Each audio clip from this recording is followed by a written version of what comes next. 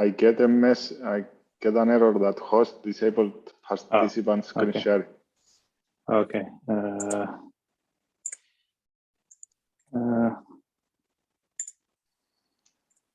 Okay. Yeah, just. Okay, try now.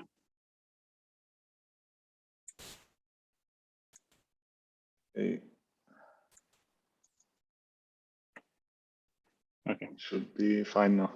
Perfect.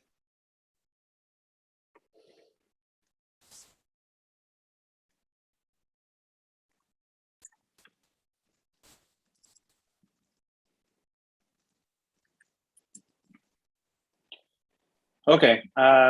Yeah, one more minute and then I think we can start. Yeah, so Kostas, I don't know if you attended our seminars before. So we will try to keep it under an hour or so. So it'd be great if you leave some time for questions. I mean, if you're happy to take questions during the talk, maybe just stop and say, is there any question or something like that, and then people can unmute themselves and ask. But equally happy for you to just take all the questions at the end, whatever you prefer. And we'll stop the stream and the recording at the end of your talk so that the Q&A can be more informal, like off the record, if people don't want to be on camera and say something controversial or whatever. Anyway, so is that okay? Yeah. Okay, great. All right, so let me also start the recording just as a backup in case the stream fails. All right, thanks everyone for being here, and thanks Kostas for volunteering your time and giving this talk. So Kostas has recently graduated from Cyprus University of Technology. He has worked with Mike Sirivianos, who's a long-term collaborator of UCL. In fact, we went to the same university for a PhD, and then we had a big EU project in collaboration with Cyprus University of Technology. So we've been working together for many years now. And Kostas has actually now joined UCL after his PhD, and he's a postdoc funded by the Refrain project. So Refrain is this national center for online harms, adversarial, I don't remember the acronyms, like reduction. So it's a very, very big project with many universities involved.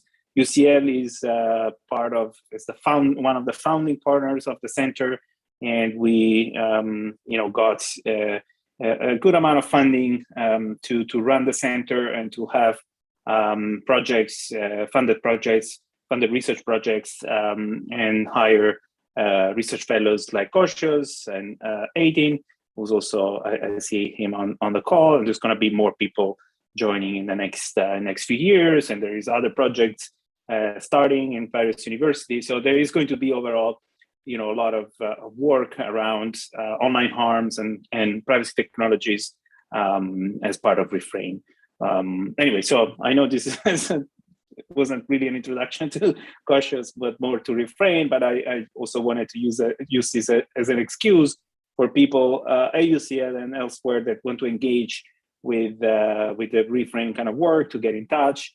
We're happy to tell you more. Okay, so without further ado, Kostas, please take it away. He's going to talk about his PhD work that is, as you can see, about all sort of problematic content on YouTube. Thanks, Kostas.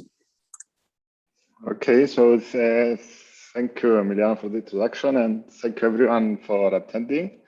So in this talk, I will try to give you an insight of the work that we have done on characterizing abhorrent, misinformative, and mistargeted content on YouTube, which is multiple studies done with colleagues from Cyprus University of Technology, Max Planck Institute, Binghamton University, and Boston University.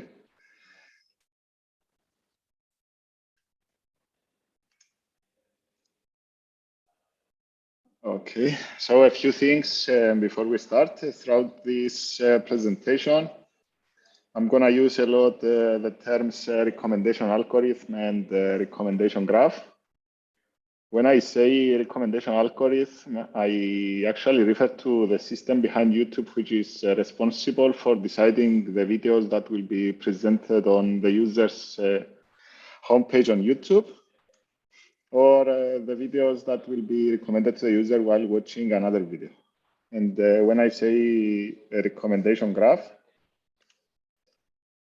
I actually refer to a graph that connects YouTube videos with each other based on how they are recommended by the recommendation algorithm, hence forming actually a directed graph where nodes are the videos and edges are the recommendations in between them. Last, I will also extensively use the term hop, which essentially means the act of traversing an edge that connects two videos in the graph, or in other words, starting from one video and visiting another one of its recommended videos. I would also like to mention that some of the images in this talk are uncensored and might be offensive to someone. Of course, we do not in any way condone such content, but we have to show them to better articulate the gravity of the problem. So now I wanted to start with kind of the ideas that brought me to do research on YouTube and explain why such research is important. YouTube is the leading video sharing platform on the web and the second most visited website worldwide, with approximately 2 billion monthly active users.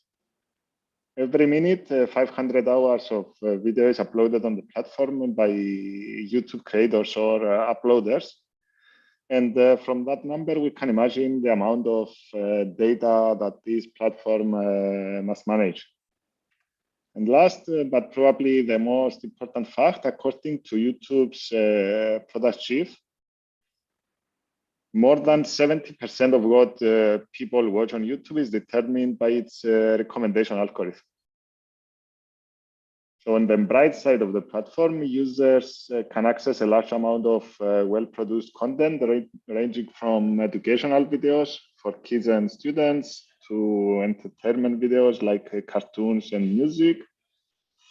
And in addition, YouTube has revolutionized the way people discover and consume videos. And for many users, YouTube has become the most important information source for news, world events, and various other topics. However, since content is generated by its users, platforms like YouTube are often ground for the spread of abhorrent, mistargeted, and misinformative content that is not, and this is, not a new problem. So the last few years, we have seen extensive anecdotal evidence suggesting that YouTube, and in particular its recommendation algorithm, promotes offensive and potentially harmful content, such as conspiracy theories. And the platform has also accused for even helping radicalize users. Some examples of such content include disturbing, inappropriate, and in general harmful videos targeting young children, hateful and misogynistic content, and misinformative and pseudoscientific content. The opaque nature of YouTube's recommendation algorithm is the dissemination of such content to millions of users, and this can have dire real-world consequences, which I will explain later by also providing some examples. So far, the research community proposed the use of data analysis, natural language processing, and graph analysis, machine learning for studying inappropriate content on YouTube. and repeatedly pinpointed the need for effectively moderating inappropriate content. However, the various types of problematic content on user-generated video sharing platforms like YouTube are relatively unstudied, while also the majority of the work that has been done so far study problematic content at a very small scale. And at the same time, the role played by the recommendation algorithm in unwittingly promoting such content is not entirely understood by the research community. Hence, there is a need to properly quantify the degree of the problem at a large scale for various types of problematic content. And in addition, extreme misogynistic ideologies have not been satisfactorily studied on YouTube. And last, but probably the most important of all, we need tools and methodologies to effectively study recommendation algorithms so that we better understand the role played by such algorithms in promoting problematic content. So to address this gap in the literature, we focus on three research directions for which I will elaborate later in my presentation. First, we focus on characterizing and detecting inappropriate videos targeting children of very young age. Next, we focus on the Incel community, aiming to understand how hateful and misogynistic ideologies spread on YouTube. I will also provide some background information on Incels when I will talk about our work on this topic. And last, we focus on pseudoscientific misinformation, and more precisely on assessing the effects of the user's watch history on the amount of pseudoscientific content being recommended to users. We delve into this type of content mainly because they are of great societal interest, and because the dissemination of such content to users can have dire real-world consequences. And we also argue that providing the tools and the methodologies to analyze various types of problematic content on YouTube is a significant step towards understanding and mitigating such content. So I will start by characterizing and detecting inappropriate videos targeting young children on YouTube. So the motivation for this work was that while a large number of the most subscribed YouTube channels target children of very young age, with hundreds of these channels featuring well-produced, inoffensive videos, inappropriate content targeting this demographic is also common. And this phenomenon is also known as the Elsagate phenomenon, for those who may have heard it.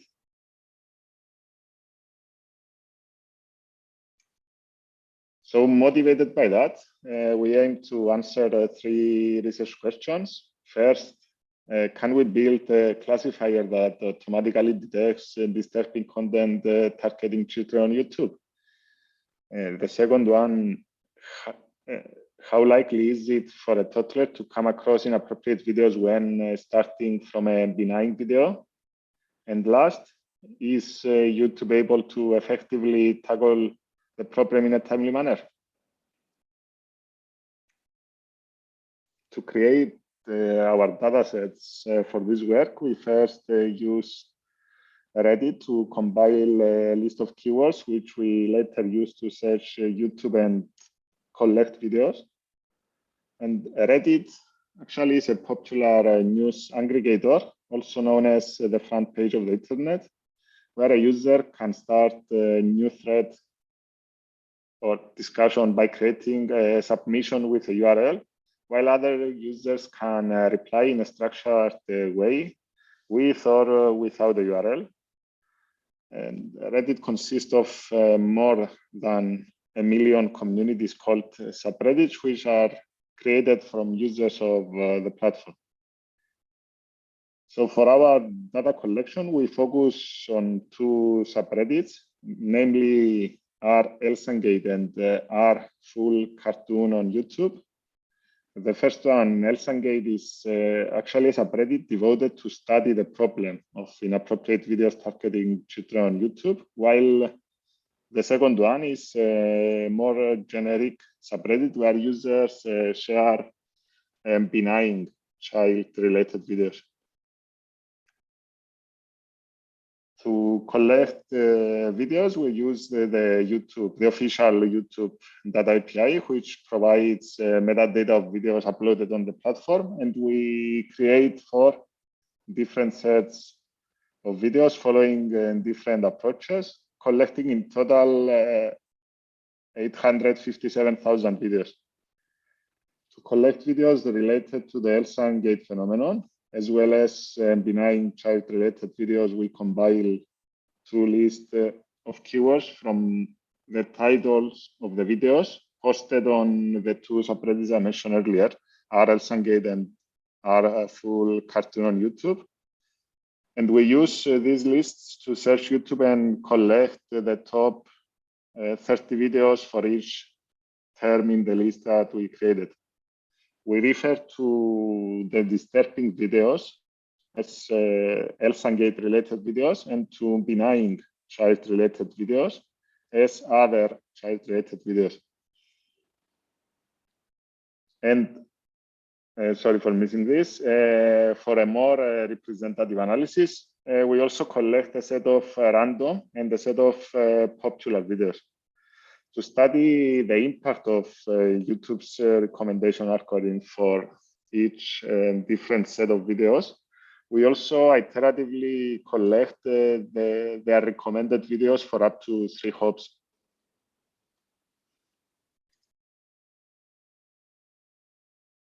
Next, we manually review a small subset of the collected videos, 5,000 in total, and we use them as ground truth to train a deep learning classifier for detecting inappropriate videos.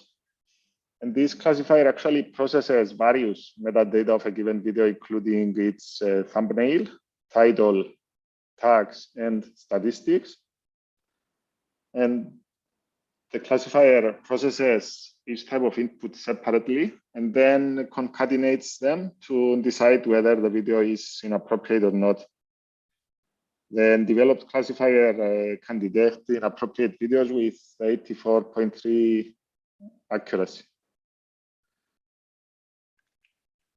So next, we use the developed classifier, and we classify all the videos in each set of collected videos in our dataset.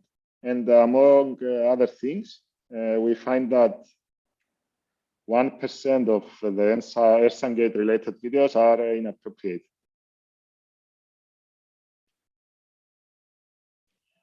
Next, we also want to study what is the interplay between appropriate and inappropriate videos in each different set in our dataset. And to do this, we created a recommendation graph for each set of videos, which, as I explained in the beginning, is essentially a directed graph, where nodes are the videos and edges are the recommendations between them. And for each graph, we count the number of transitions the graph makes between differently labeled videos. More importantly, we find that when a toddler watches an Elsangate related appropriate video, if she randomly follows one of the top 10 recommended videos, there is a 0.6% chance that she will end up at an inappropriate video. So taken all together, these findings show that the problem of toddler-oriented inappropriate videos on YouTube is notable, especially considering the YouTube's massive scale and the large number of views of toddler-oriented videos.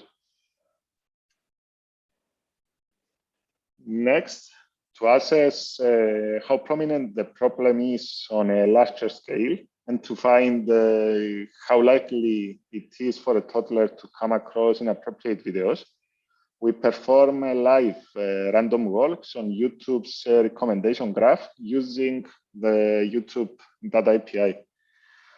Random walks actually allows us to simulate the behavior of a toddler who starts by watching a benign video and then watches videos based on the recommendations provided by YouTube. To illustrate this, we provide a snapshot of YouTube's recommendation graph, where nodes are videos and edges are recommendations between them.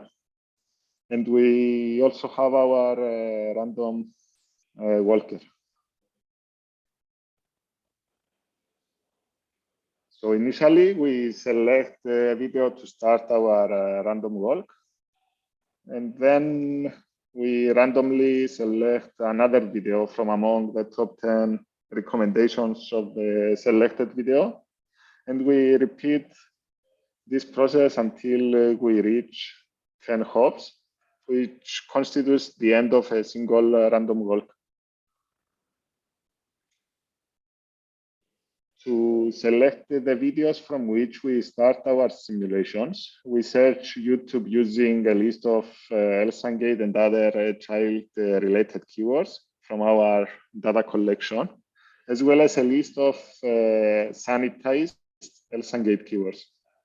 We construct the latter by stripping all the inappropriate words from the Elsangate keywords using a dictionary of inappropriate words.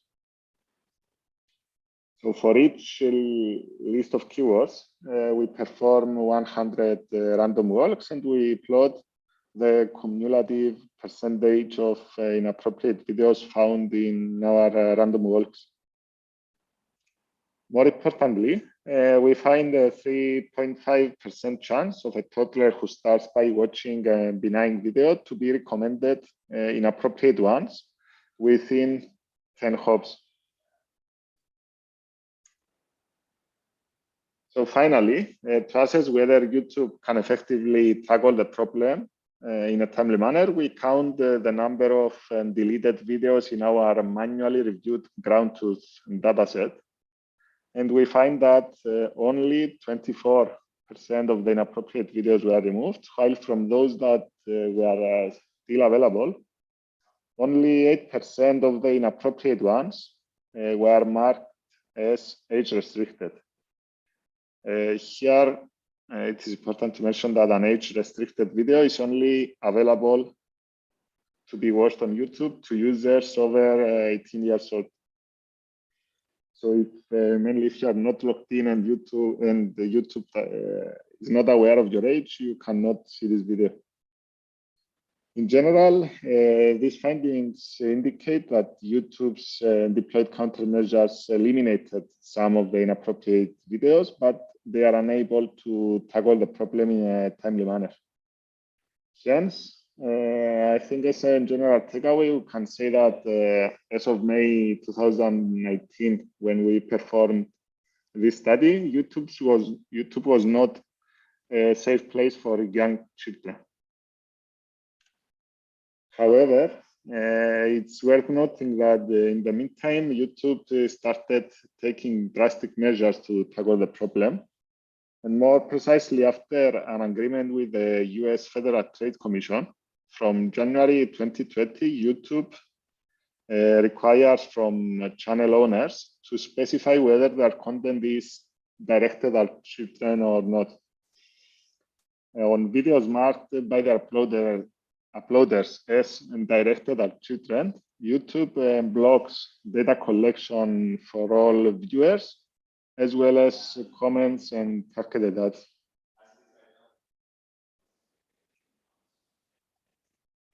So next, in our subsequent study, we aim at characterizing hateful and misogynistic content on YouTube by focusing on the Incel community. let me start by providing some background information about incels or involuntary celibates and the Manosphere in general. Manosphere is a loose collection of web-based misogynist movements, roughly focused on men's issues, and incels are the most extreme subgroup of the Manosphere.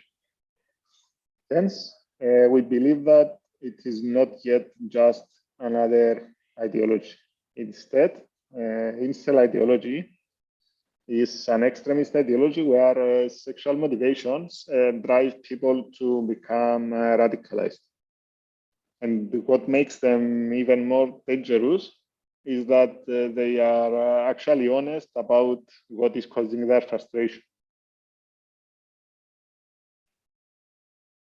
So the last decade, incel ideology has also been linked to multiple mass murders. First, in 2014, Elliot Rogers shot and killed 7 people near the campus of the University of California. Okay. 1 year later, in 2015, Chris Harper Mercer shot and killed 10 people, including himself, at Umpqua Community College. And later in 2018, Alec Minassian drove a van into crowd, killing 10 pedestrians in Toronto. And here it's important to mention that after the attack, Alec Minassian confessed that he has been radicalized online by the Incel community. And last and more recently, on August 12 this year, Jake Davidson shot and killed 5 people before taking his own life in Plymouth. And a few days after the attack, the police investigation showed that the shooter had engaged with the Incel movement. So motivated by that, in this study, we aim to answer 2 research questions. First, how has the Incel community grown on YouTube over the last decade? And second, does YouTube recommendation algorithm contribute to steering users towards Incel communities? So to collect Incel-related videos, we look for YouTube links on Reddit, as in the previous study, and due to evidence that incels are particularly active on the platform. So we compile in the end a list of 19 subreddits related to incels and parse them to gather all links to YouTube videos, managing to collect 6,500 unique videos. We call this set of videos as the incel-derived videos. And we also randomly collect another 5,800 videos shared in various subreddits, which we use as control to capture more general trends on YouTube videos shared on Reddit.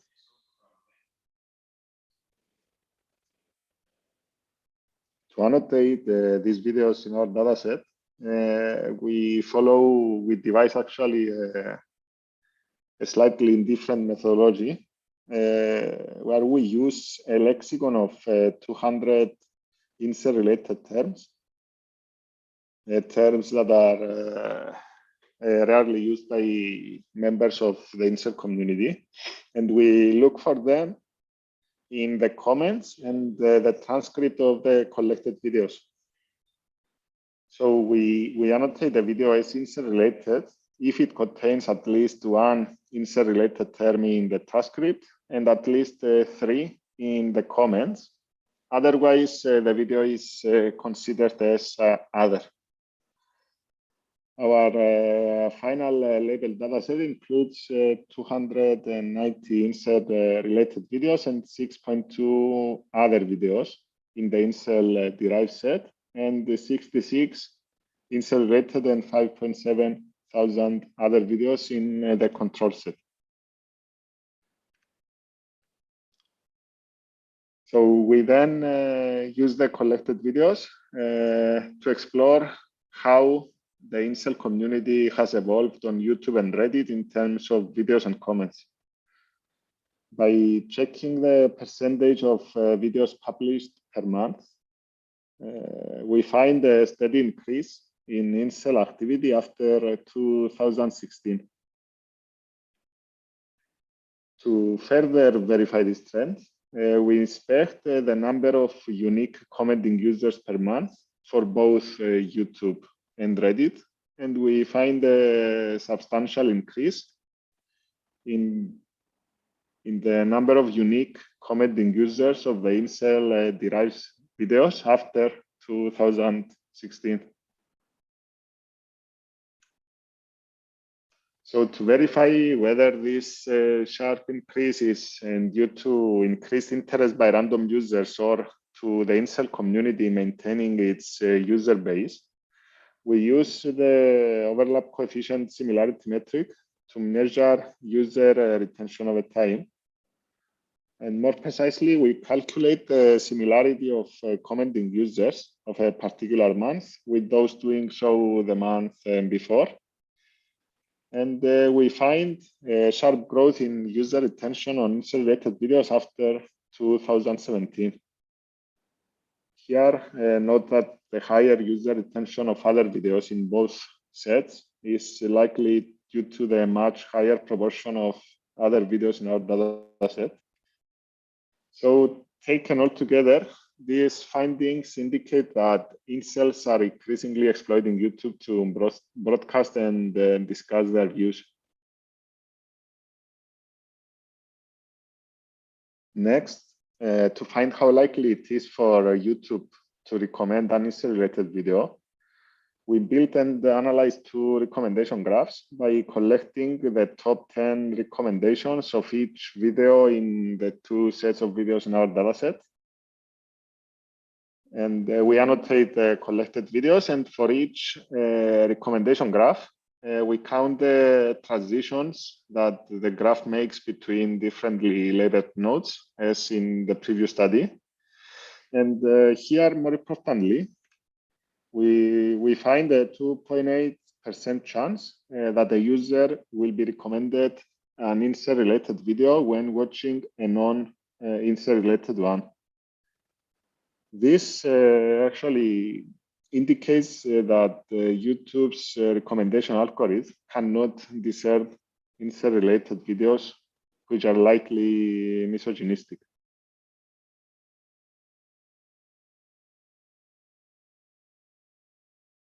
So to further verify this claim and to find whether YouTube's recommendation algorithm contributes to steering users towards Incel communities, we perform random walks on the Incel-derived and control recommendation graphs.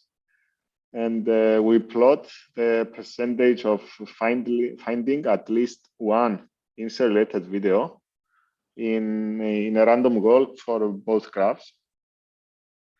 In this way, we actually simulate the behavior of a random user who starts from one video and then he watches several videos according to recommendations provided by YouTube until he reaches 5 hopes. Among other things, we find a 6.3% chance for a user who starts by watching an non-Incel-related video to be recommended at least one Incel-related within 5 hopes.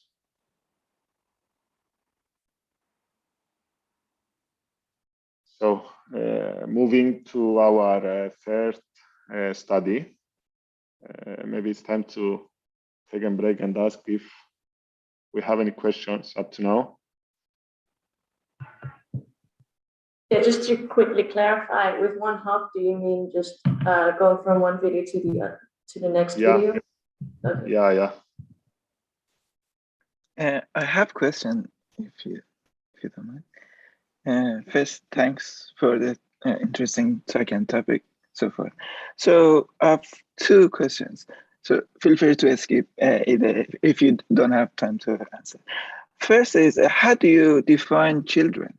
As you know, in the real world, children share accounts and devices.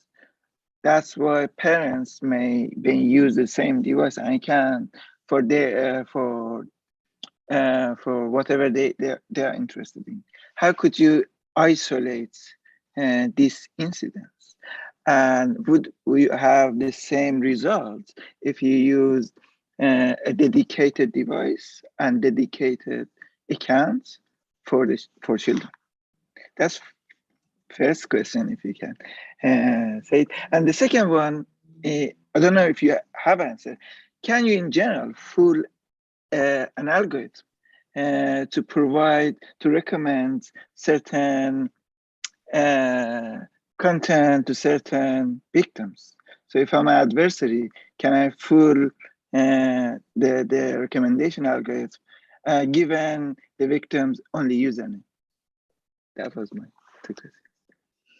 Okay, both are very good questions. Actually, in our first study, we define as toddlers, children up to 5 years old. But the experiments are made based on the assumption that we have random users, actually, which they can be children using the devices of their parents, which I think is something that happens in the real world. Parents tend to give their devices to children to spend some of their time. So that's our assumption in the first study, that we have random users which could be children. But it's, I think, based on how the algorithm and the API works, and also the website, you cannot restrict the experiments and say to YouTube that these are children, because to create an account, you have to be over 13 years old. So if you are below 13, YouTube says that you can use the YouTube Kids app, which in the time that we performed the study, it was a bit difficult, if not, I don't remember if we tried, I think, but we were not able to use the YouTube Kids app to perform the experiments. This is my answer for the first question. And for the second one, I think an adversary who knows how the algorithm works in a very good degree, he can do this, but the only way to do this, I think, and target some victims is by selecting very carefully selecting the title of the channel and the title of the videos, the description and the tags. By specifying very well this information, for example, talking about our first study, you can define a very good description to fool the algorithm and make it suggest your video to a user that is likely to be a children, based on the watch history mainly. So if you are a children watching a lot of cartoon videos and you have an adversary that wants to target this user, he can specify this information, and there is a high chance that the algorithm will suggest this video to children. Thank you. Okay, I guess we can move on, and I can take some more questions later. So here we note that in the two studies I have presented so far, we do not take personalization into account. Hence, it is hard to derive conclusions about YouTube at large. Instead, we obtain recommendation graphs using the YouTube Data API, which allows us to analyze YouTube recommendations generated based on content relevance and then general user engagement and satisfaction metrics. Like, for example, views, likes, and the number of comments. However, one of the main reasons behind YouTube's success is user personalization, because YouTube provides personalized recommendations to users based on their interests and various other engagement and satisfaction metrics, like the watch history of a user. Hence, to get a better insight on how the user's watch history affects the YouTube recommendations, our latest work on pseudoscientific misinformation on YouTube has a special focus on how the user's watch history affects YouTube pseudoscientific recommendations. Since content is generated by its users, YouTube is often fertile ground for the spread of misleading and potentially harmful information, like conspiracy theories and pseudoscientific disinformation. At the same time, the platform struggles to mitigate the harm from this type of content. So for certain types of content, like health-related topics, harmful videos can have devastating effects on society, especially during a crisis like the COVID-19 pandemic. So, for instance, since the beginning of the pandemic, we witnessed an explosion in the spread of pseudoscientific conspiracy theories and disinformation, like the infamous pandemic conspiracy theory documentary. Theories suggesting that COVID-19 is caused by the 5G technology, or theories placing Bill Gates in the center of a conspiracy to create the virus and use it to establish world domination. Regrettably, YouTube's recommendation algorithm recommends such potentially harmful content to users. So, motivated by the aforementioned, we focus on pseudoscientific misinformation on YouTube, with a special focus on how the user's watch history affects YouTube's pseudoscientific recommendations. Using the YouTube Data API, we collect 6.6 thousand videos related to 3 health-related timely pseudoscientific topics with great societal interest, namely COVID-19, the anti-vaccination and the anti-mask movements, as well as more long-standing pseudoscientific subject, the flat Earth theory. Then, using crowdsourcing, we annotate all the collected videos, and we use them as ground truth to train a deep learning classifier for detecting whether a video is pseudoscientific or not, by considering all the available metadata of a given video, including its transcript and comments. The developed classifier can detect pseudoscientific videos with 79% accuracy. So the relatively low accuracy of the classifier reflects the subjective nature of pseudoscientific versus scientific content classification on YouTube, and it's also an evidence in devising models that automatically discover pseudoscientific content. Nonetheless, we argue that our classifier provides a meaningful signal on whether a video is pseudoscientific, and it is a first step towards devising models that automatically detect such content. Next, we leverage the developed classifier and we devise a methodology which we use to analyze the prominence of pseudoscientific content on various parts of YouTube, while assessing how this is affected by the watch history of a user.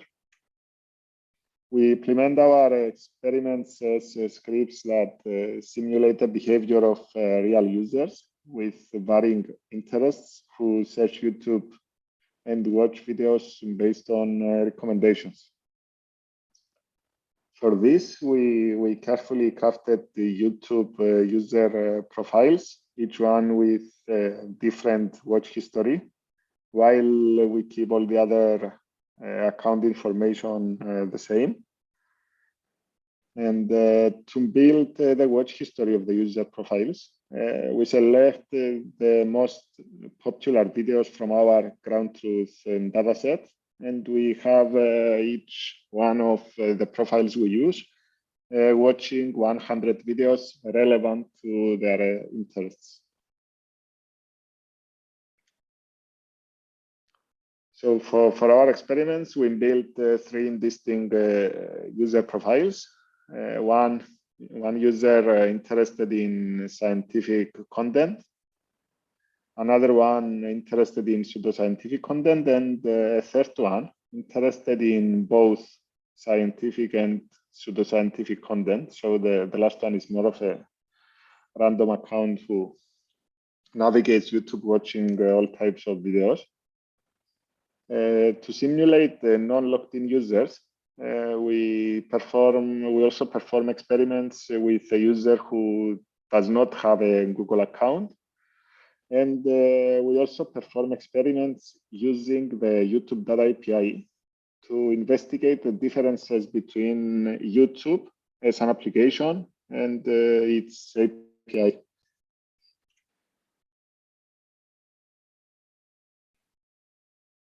So using the implemented scripts and the user profiles, we perform 3 experiments to quantify users' exposure to pseudoscientific content on 3 parts of the platform. The first one, the homepage of YouTube, of a user on YouTube, the search results page, and the video recommendations section, which essentially is the recommended videos on the right when watching a particular video. We also quantify how this exposure changes based on a user's watch history. And we begin by assessing the magnitude of the problem of pseudoscientific content on the homepage using each one of the created profiles and another user with no account that simulates non-logged-in users. We visit each profile's homepage and collect and classify the top 30 videos as ranked by YouTube on the homepage.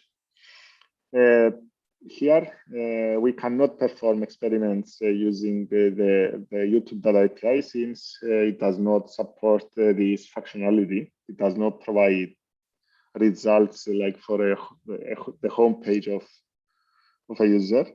So overall, we observe that the pseudoscience and the science pseudoscience profiles get shown a higher amount of pseudoscientific content on their homepage compared to the other users.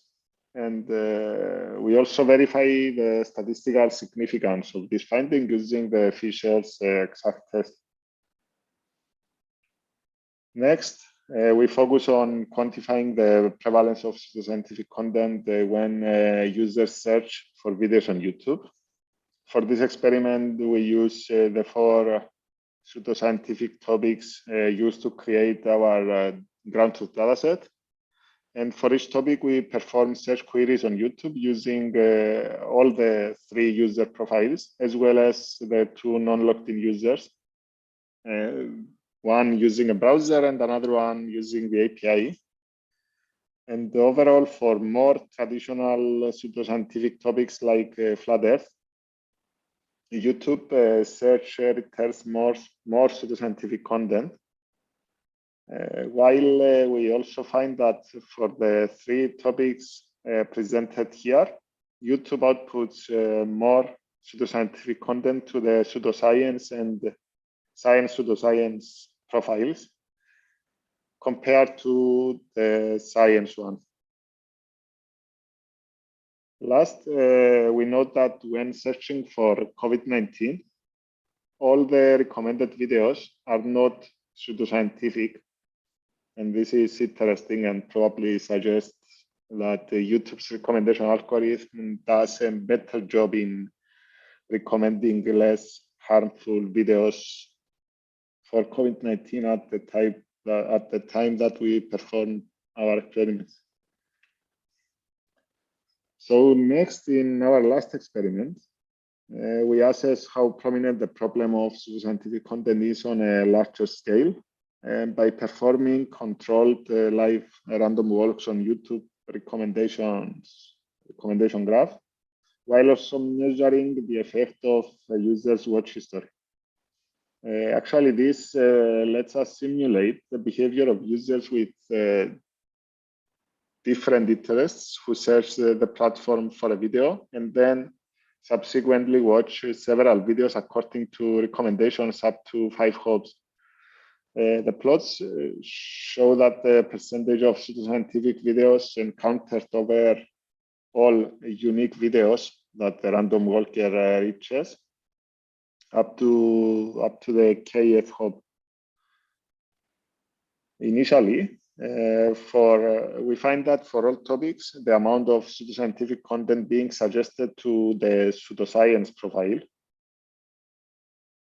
after 5 hops is higher than the science profile.